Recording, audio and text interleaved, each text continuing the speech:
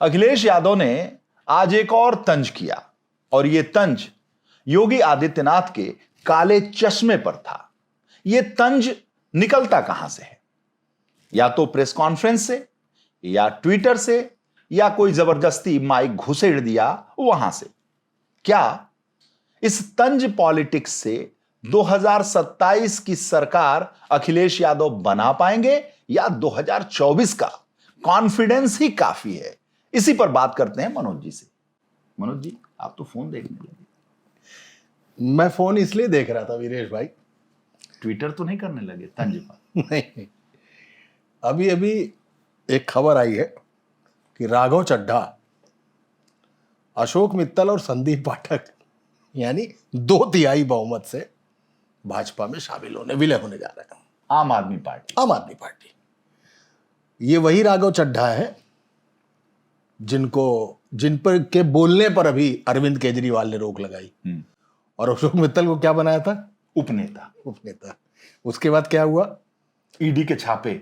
अशोक मित्तल के 9 ठिकानों पर इन्फोर्समेंट डायरेक्टरेट के छापे पड़ना शुरू हो गए। और आज अशोक मित्तल ने सीधे वॉशिंग मशीन में छलांग लगा दी।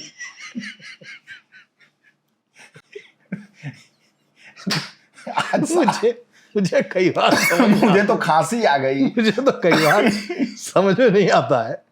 कभी येदियुरप्पा होते हैं, कभी हेमंत बिस्वा शर्मा होते हैं, और अजित पवार होते हैं, और आज जो है ये सब वॉशिंग मशीन में धुल के बाहर निकलने वाले हैं। ये अशोक मित्तल जानते हैं कौन है?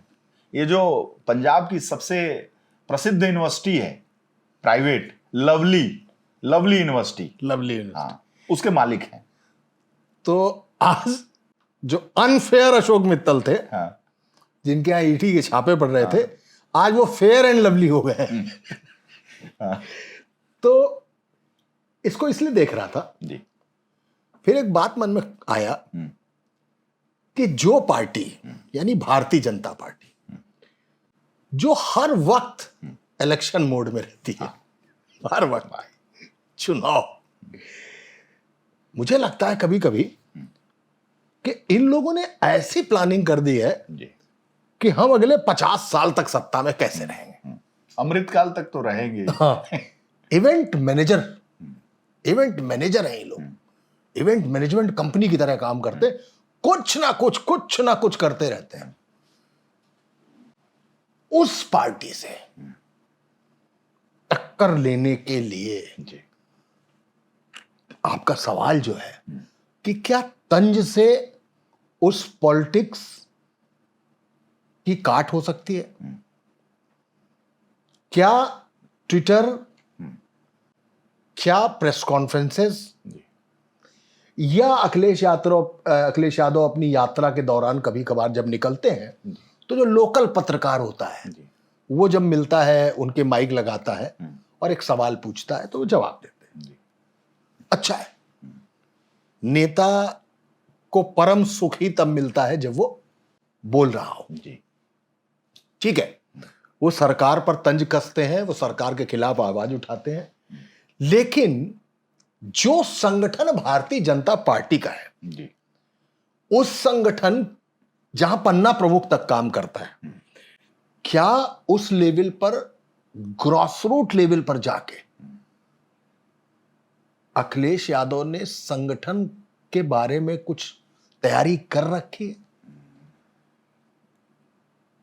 या भाजपा की गलती ही उनको आगे ले जाएगी? ये बहुत आज आपने बहुत अच्छा मुद्दा उठाया है, क्योंकि अखिलेश यादव ने 2024 में जब पीडीए का फार्मूला लाए वो सुपरहिट रहा। तो उस पीडीए के हिसाब से अगर आप गौर कर लें कि समाजवादी पार्टी में कौन टिकट पाएगा, टिकट ज्यादा से ज्यादा यादव पाएगा, मुसलमान पाएगा, और पाएगा तो अखिलेश यादव का जो परिवारवाद का आरोप लगता है वो पाएगा।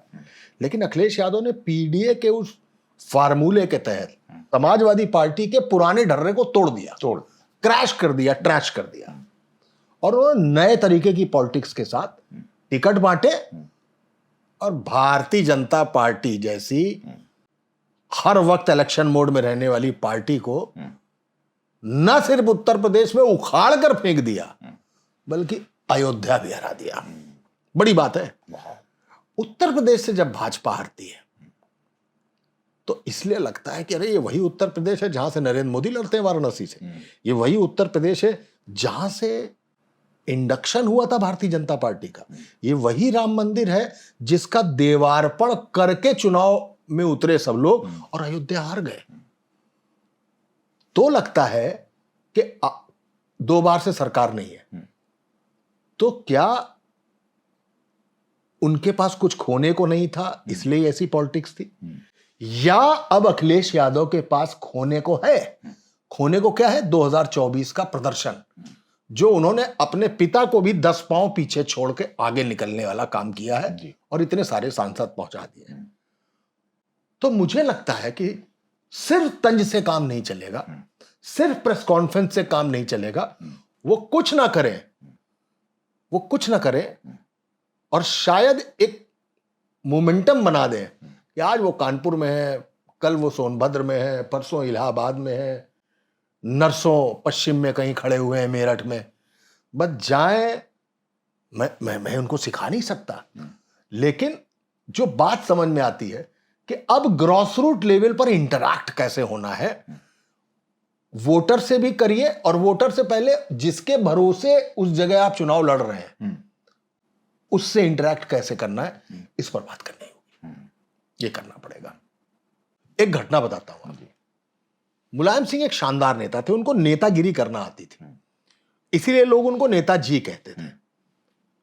इसीलिए चूंकि उन्होंने जमीन खोद कर बीज बोया और उससे जो पार्टी पैदा हुई, इसलिए मुलायम सिंह को लोग धरती पुत्र कहते हैं। मुलायम सिंह की पॉलिटिकल ब्लूप्रिंट को समझने की जरूरत है जी। उन्होंने बेनी प्रसाद वर्मा नाम के एक नेता को कुर्मी नेता बना दिया उत्तर प्रदेश में। उन्होंने मोहन सिंह को ठाकुर नेता बना दिया।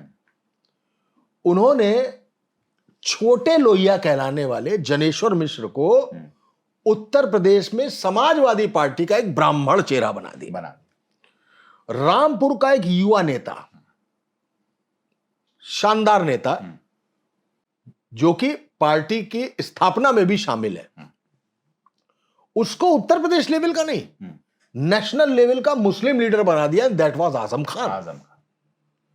इसके बाद उन्होंने पार्टी में शामिल किया अमर सिंह को। जरा समझिए मेरी बात। अमर सिंह को जब वो पार्टी में लाते हैं तो वो पार्टी में एक ठाकुर नेता के तौर पे नहीं लाते हैं, उनका इस्तेमाल वो करते हैं पार्टी को ग्लैमराइज करना, पार्टी का फंड मैनेजमेंट करना। और अमर सिंह ने वास्तव में पार्टी को नेशनल लेवल पर ग्रूम किया और समाजवादी पार्टी को उठा के जिसमें अमिताभ बच्चन, जया भादुड़ी, संजय दत्त को चुनाव लड़ाया, नफीसा अली, न जाने कौन कौन, मनोज तिवारी, मनोज तिवारी तो सुब्रत राय सहारा, मनोज तिवारी तो योगी आदित्यनाथ के खिलाफ लड़े थे गोरखपुर में चुनाव।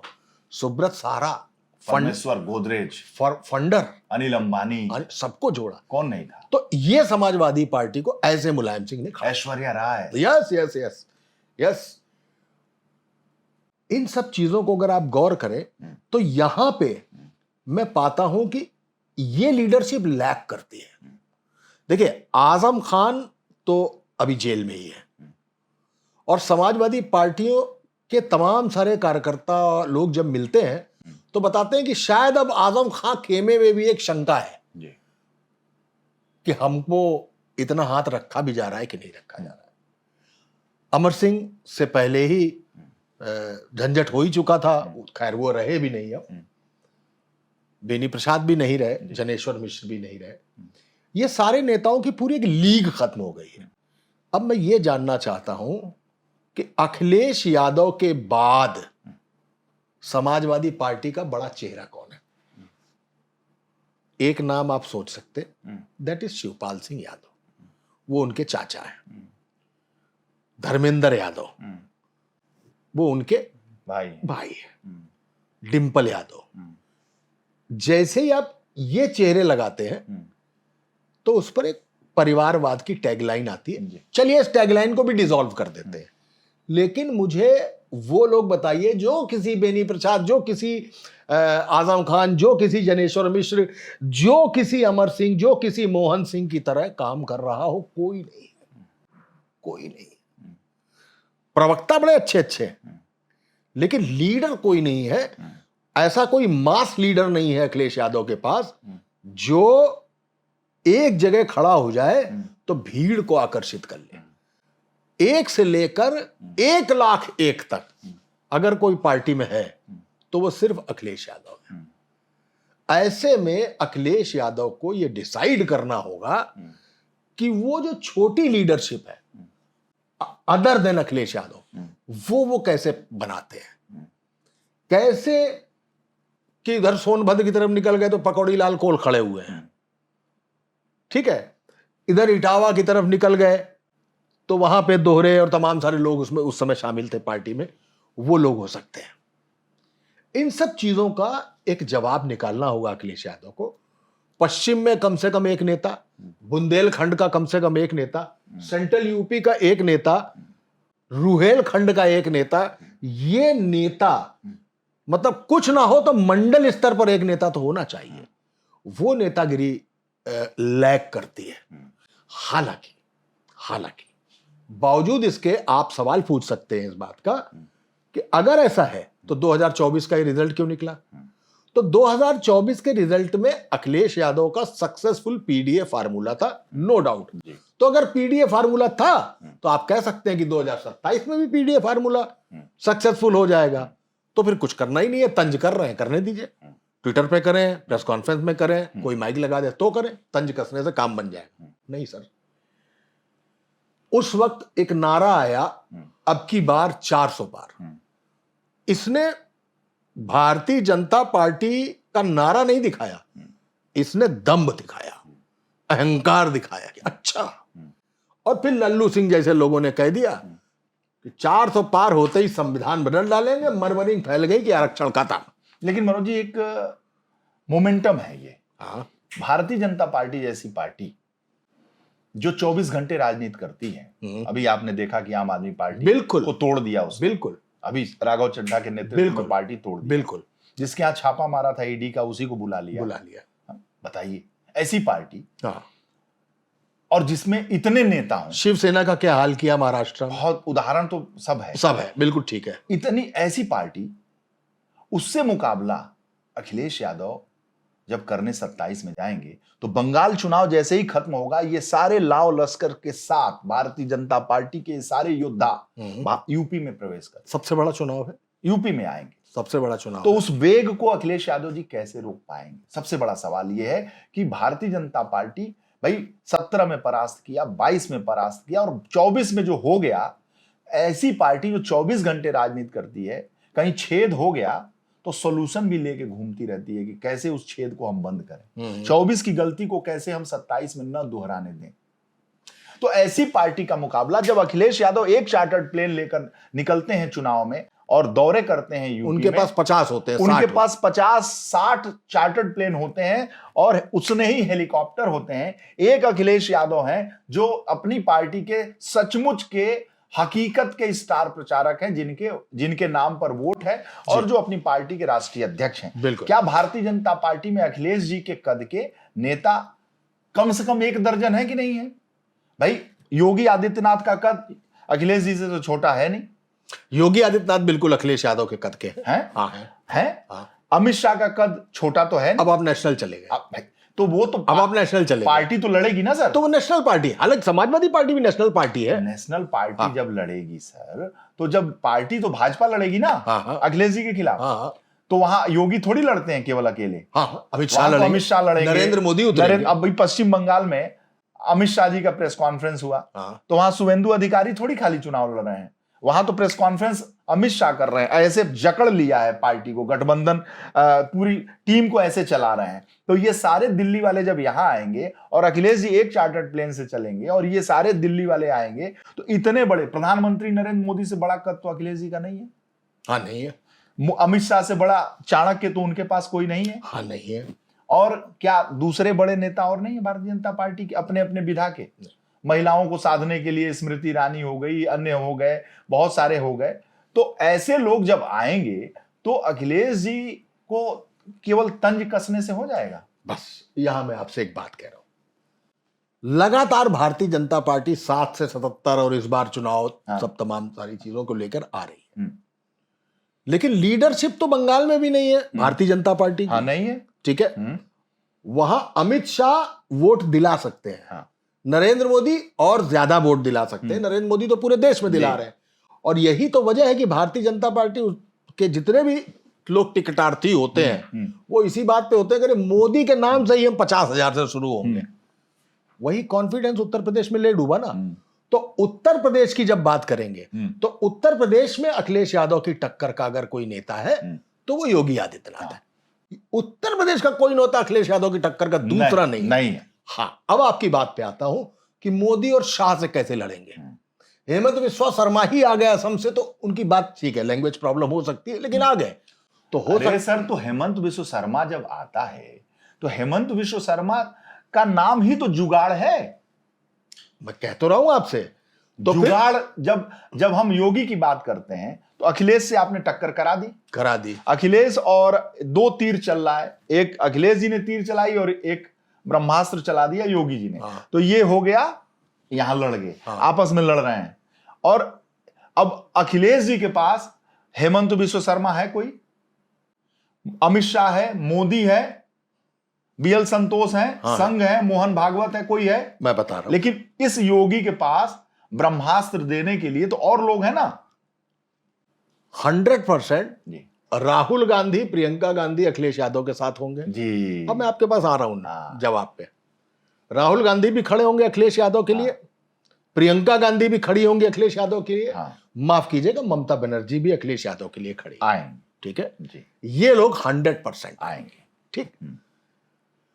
जब ये लोग आते हैं तो आपके चेहरों की एक टक्कर की लिस्ट तो बनती है। फिर आप आइए, फिर प्रियंका गांधी में वो मिसमराइजिंग मुस्कुराहट और जो भाषा शैली सौम्यता है वो लोगों को आकर्षित करती है जी। जब आते हैं, जब ममता बनर्जी आती हैं तो ममता बनर्जी अपने साथ लेकर आती है बंगाल, और जब बंगाल लेके आती हैं तो समझ में आता है कि सेकुलर नेता को आप कह सकते हैं कि मुसलमानों का ध्रुवीकरण करने वाली ममता। तो लेट से उत्तर प्रदेश में मुसलमान अखिलेश यादव के अलावा कहीं जा ही नहीं रहा है, कहीं नहीं जा। ठीक है।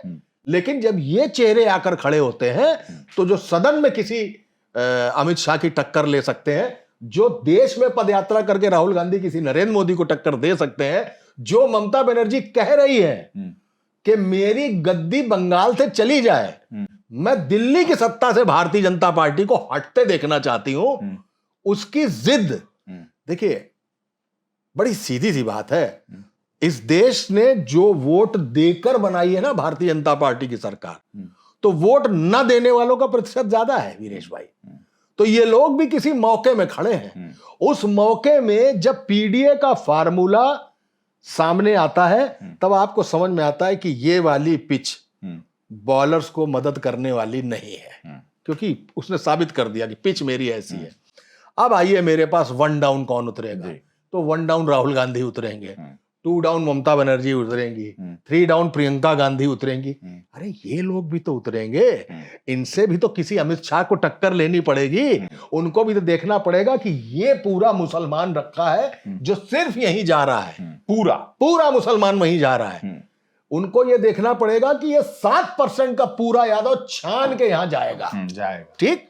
और आपसे तो कुर्मी भी नाराज है, तभी आपको कुर्मी अध्यक्ष बनाना पड़ा। आपसे लोध भी नाराज है क्योंकि आपने बीएल वर्मा, बदायूं वाले कौन थे जो अध्यक्ष बनने जा रहे थे? बीएल वर्मा। उनको केवल कल्याण सिंह एंड फैमिली की वजह से आपने अध्यक्ष नहीं बनने दिया। ब्रजभूषण राजपूत युवा नेता लोध का, आप बुंदेलखंड में आपके मंत्री को पकड़ रहा है। आपके मंत्री को खुद ही रोक रहा है। पार्टी में जबरदस्त फूट पड़ी हुई है जी। एक चीज समझ लीजिए, उत्तर प्रदेश, अडवाणी रथ लेके निकले उसी उत्तर प्रदेश के लिए। कहां? बाबरी मस्जिद। विहिप भी कूदी, बजरंग दल भी कूदा, सब कूद गए। वहां से एक शंख बजता है और भारतीय जनता पार्टी की दंदनाती ही पहले 13 दिन, फिर 13 साल, फिर 5 साल की अटल बिहारी वाजपेयी की सरकार, अब तीसरी सरकार नरेंद्र मोदी की। लेकिन इस बार तो सरकार को एक तरफ नीतीश कुमार की बैसाखी लगानी पड़ी और दूसरी तरफ चंद्रबाबू नायडू की। तो ऐसा क्या हो गया था? इन लोगों का भी तो कुछ है, आपको लड़खड़ाना पड़ा। उस उत्तर प्रदेश ने आपको धोखा दे दिया जहां आप 63-64 खड़े थे, 32-33 पे गिरे आके। उस उत्तर प्रदेश से आप गए, उस उत्तर प्रदेश में आपको हराया किसने? अखिलेश यादव ने। हाँ, अब आते हैं अखिलेश यादव के ब्लूप्रिंट पे। बिल्कुल सही है। नेताजी से एक वही घटना बताता हूं। मैं नेताजी के साथ बैठा हुआ, नेताजी कुछ क्रोधित थे। उन्होंने मुझसे कहा कि समझाओ इनको, समझाओ इनको, अखिलेश जी को ये विदेश जा रहे हैं और अब टाइम है कि जगह जगह जाए, पूरा बदले और ये उन्नाव पहुंचे, उन्नाव से कानपुर पहुंचे, कानपुर से इलाहाबाद जाए, पूरा रूट उन्होंने बताना शुरू किया। थोड़ी देर बाद अखिलेश जी भी उसी कमरे में आ गए। तो नेताजी बोले, बोलो, कहो। अब भाई दिक्कत ये है कि जिनका नाम मुलायम सिंह है वो पिता है और जिनका नाम अखिलेश यादव है वो पुत्र है। अब मनोज राजन त्रिपाठी बीच में क्या है? और नेताजी हमारे दम किए हुए, देखिए अखिलेश जी से कहो। तो मैंने अखिलेश जी से कहा कि देखिए नेताजी का ये कहना है कि आप कहीं बाहर न जाएं, आप सीधे रथ लेके निकल लें। तो अखिलेश जी ने उसी वक्त कहा कि भाई मैंने ये रूट बनाया कि मैं उन्नाव जाऊंगा, वापस आ जाऊंगा, मैं कानपुर जाऊंगा, वापस आ जाऊंगा, इलाहाबाद जाऊंगा। ये जगह देख लो, क्यों वापस आना है? वहीं रुकिए, वहां तो रुक के आगे बढ़िए, वो सब करे। मैं आपको सच बताऊं, मेरे लिए बड़ा धर्म संकट की स्थिति में बाहर आया, चाय आए पीने के बाद सब कुछ। तो मैंने अखिलेश यादव से कहा, हमने कहा देखिए आप पिता पुत्र का मामला है, वो मुझसे कह रहे हैं, मैंने उनसे कुछ नहीं कहा। बोले क्या बात करते हैं आप? अरे वो जो भी कह रहे होंगे भले के लिए कह रहे होंगे, और मैंने ये रूट बना लिया है पार्टनर, मैं करूंगा। वो मुलायम सिंह की नीति थी। वो अखिलेश यादव को चुनाव आने के 1 साल तक टस से मस नहीं होने देना चाहते थे। अब अखिलेश यादव वो व्यक्ति बन चुके हैं जिन्होंने अतीक अहमद जैसे आदमी को धक्का देके मंच से किनारे कर दिया। शिवपाल यादव ने टिकट दे दिया, अखिलेश यादव ने काट दिया। एक नई तरीके के पॉलिटिक्स दी। यादवों के टिकट नहीं दिए, मुसलमानों को टिकट नहीं दिए। जहां जिस प्रकार की वोटिंग पैटर्न है वैसे उन्होंने पीडीए में टिकट दिए। उनको फील्ड पे उतरना पड़ेगा, उनको मजरे मजरे जाना पड़ेगा कि आज हम फला जगह जाएंगे। अब चक्कर एक पड़ता है ना, अखिलेश यादव का क्लोन नहीं है कोई, सेकंड कमांड नहीं है कोई, वरना अखिलेश यादव की जगह वही चला जाए कि जाओ बेनी, तुम वहां जाओ, तुम कुर्मियों के नेता हो, ये पूरा कुर्मी बाहुल्य क्षेत्र है, तुम इसको मत होगे। अब अखिलेश यादव को खुद सब जगह जाना है। तो मेरे ख्याल से 300 दिन के आसपास बचे हैं।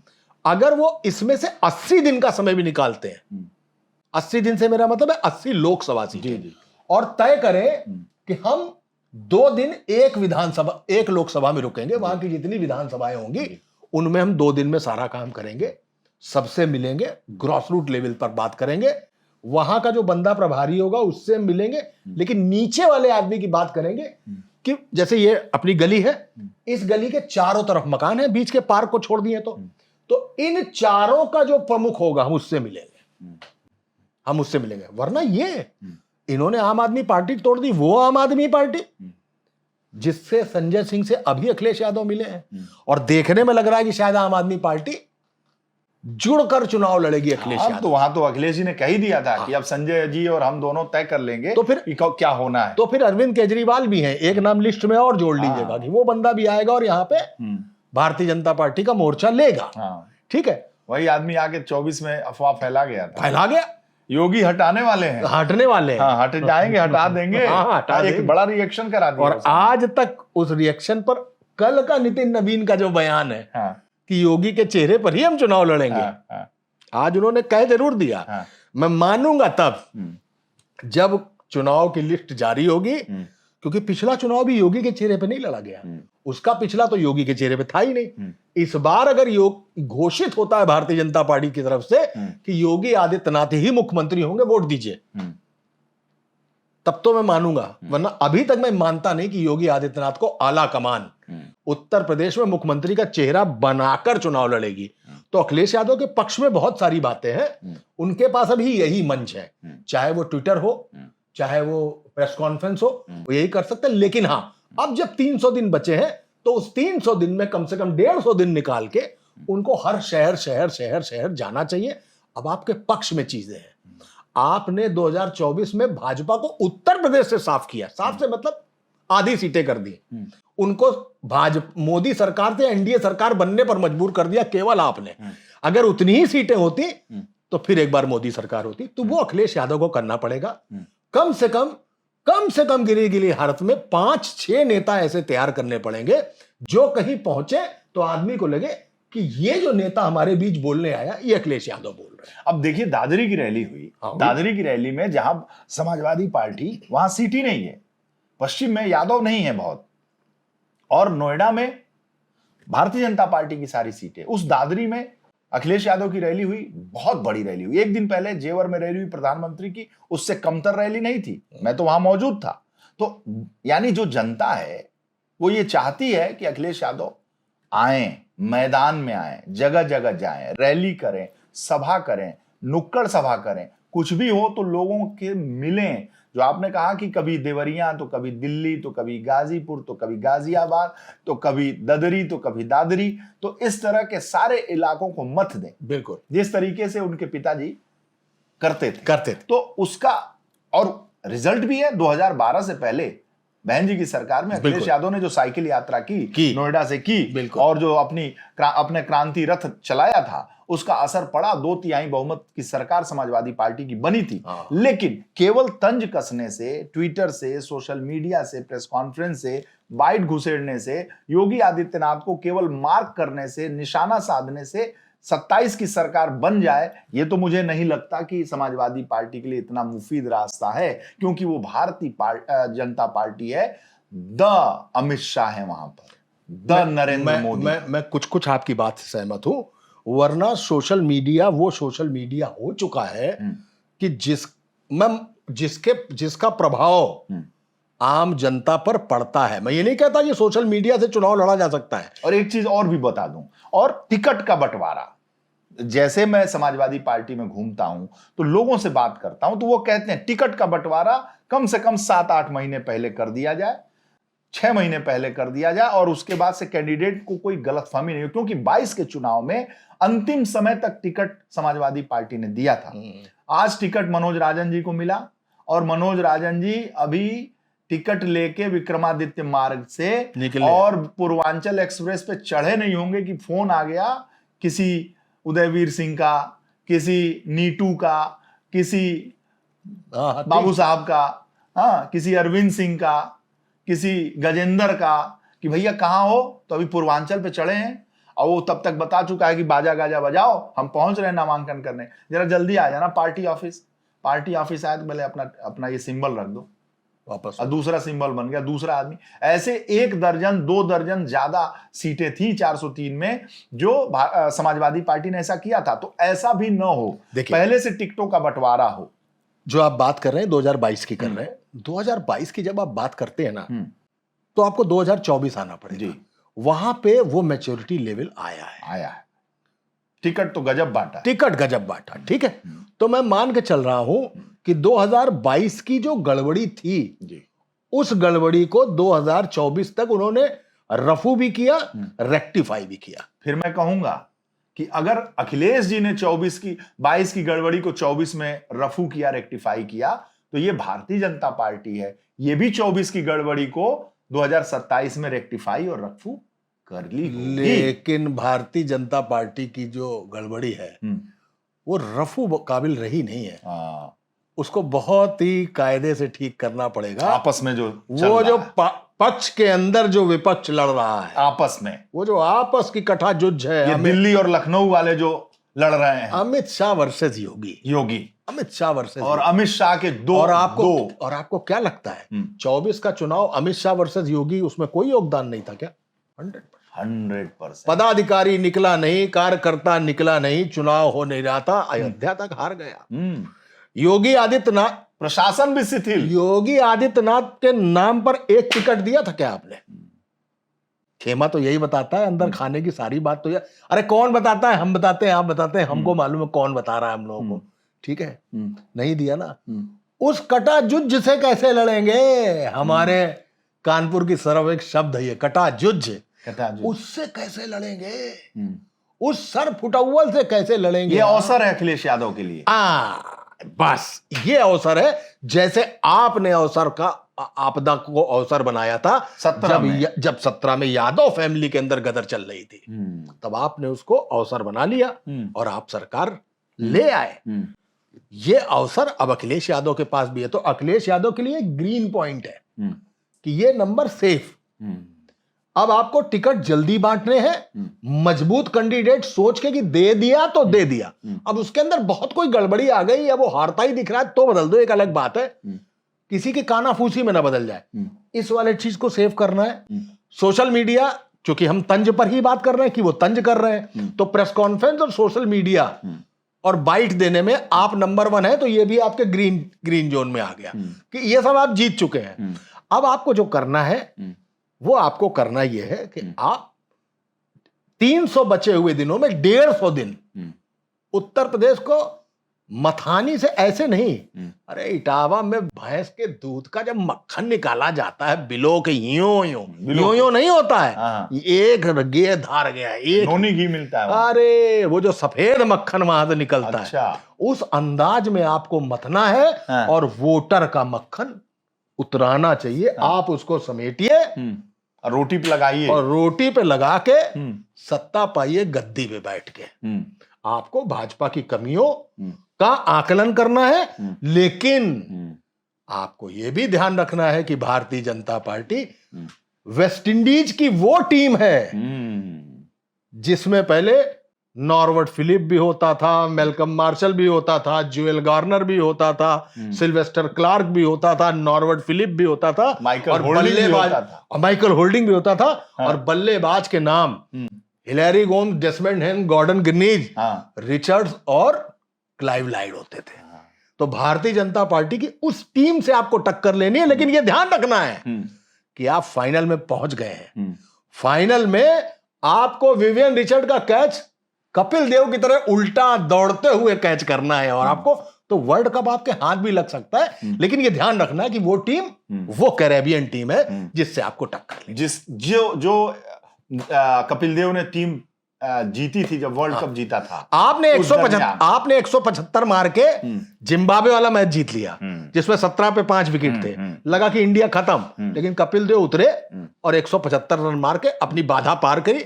वो आप 2024 में खेल चुके। अब आप फाइनल में हैं, सामने कैरेबियन टीम है, मार्शल है, होल्डिंग है, रॉबर्ट्स हैं, वार्नर हैं, क्लाइव लाइड, आपको महेंद्र अमरनाथ, कृष्णमाचारी श्रीकांत, दिलीप वेंगसरकर, रवि शास्त्री, यशपाल शर्मा, रोजर बिन्नी, कीर्ति आजाद करते हुए उस कैच का इंतजार करना है कि जब विवियन रिचर्ड बिना हेलमेट के सिर्फ कैप लगाकर चिंगम चबाते हुए खेलता था, वो भाजपा है। आप वो उठाए तो आप ये मत देखिए कि कैच यूं आ रहा है, ये मत देखिए कि कैच यूं आ रहा है, भाग आपको उल्टा भागना है। इस पर भरोसा करते हुए जाएगा कहां, और वो कैच अगर आपने ले लिया कपिल देव निखंज जैसे, तो कपिल देव निखंज, क्या बात है वीरेश भाई, क्या बात है, बड़ा पुराना चीज निकाली। वैसे अगर आप कर गए तो जीत कहीं दूर भी नहीं है। बहुत बहुत धन्यवाद।